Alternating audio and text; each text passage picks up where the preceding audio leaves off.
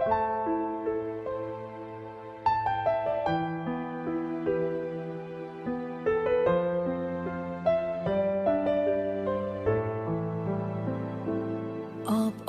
าดอมนูอาดัดได้เนสำรัจโชคใจ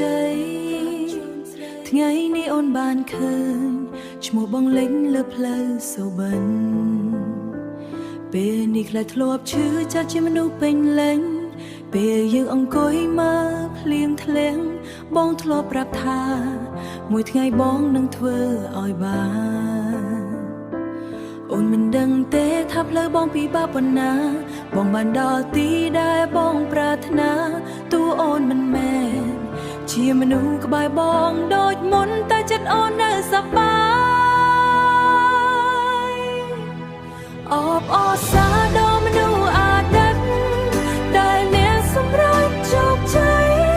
អូននៅទីនេះញញឹមទាំងទឹកភ្នែកហូរលីស្នេហ៍យើងបញ្ចប់មិនចប់តែអនុស្សាវរីយ៍មិនរលាយសូមអើយជីវិតប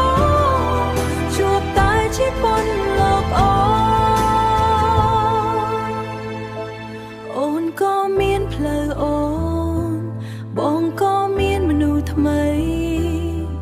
ដែលធ្លាប់ជាពិភពលោកអូនតែពេលឃើញភាពជោគជ័យបងបេងដូងអូននៅរំភើបដែរមិនមែនសោកស្ដាយ